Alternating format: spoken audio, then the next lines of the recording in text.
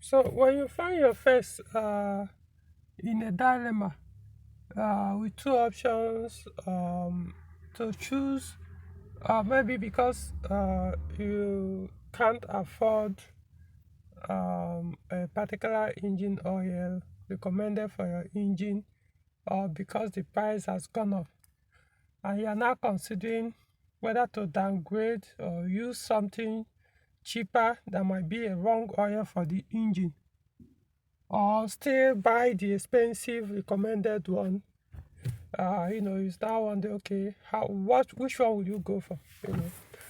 Um, for me, because I know this is subjective. For me, uh, the logical thing for me to do would be to increase the duration of change of the oil and still maintain the recommended one.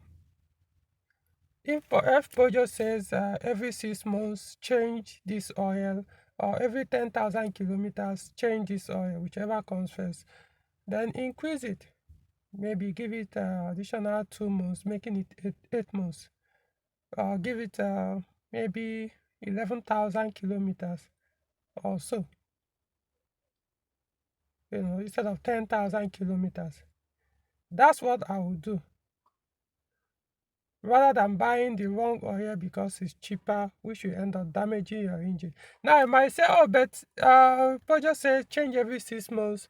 It means that one too has an effect on the engine if you don't change it. No, I don't think so. That's if they say 6 months or 10 months or 12 months, it means at least at that time the oil is expected to have worn out.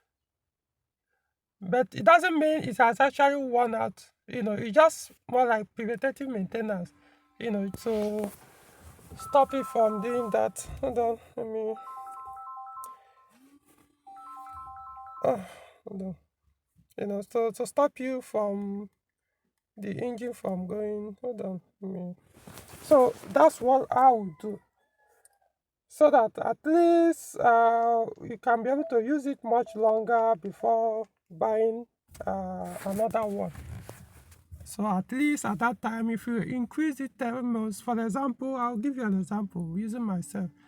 I do 10 months for my ES engines with 5W40 recommended engine oil. That's B712296. As the oil started going up, so what I do now, I've increased it to 12 months, which is even the recommended anyway. So because I know at those 10 months, 8 months I've been changing them, I could tell the oil are still in good condition. So I don't actually use them up to the mileage, because I hardly get to that the 10th month, the recommended mileage. So that's my point. So it's better rather than going for the cheap oil, because the other one has gone up high, adding additional 2-3 months maximum or so, at least you can be able to save up and get another one. So my point is additional 2 months will not damage your engine.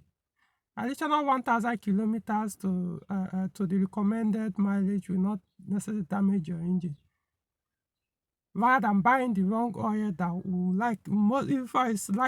most likely going to damage your engine. Of course it will. That's why they ask you not to use it, because it's too thick or too light, or quality, the chemical components in the oil doesn't match the engine, or not good for the engine, and the rest. So those are the things. So if you have this kind of dilemma, that's what I would recommend you do. Increase the mileage a little, right? If you can afford it, why not maintain the recommended mileage or months? Just the duration. You just increase the duration a little. So that's my point.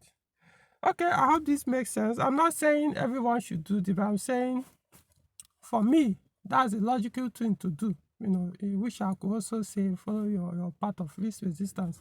That's what I would do, and that's what I've started doing, rather than going for the cheapest one that will damage your engine, knowing that engine is more expensive than that oil you are trying to avoid. Okay, that's all.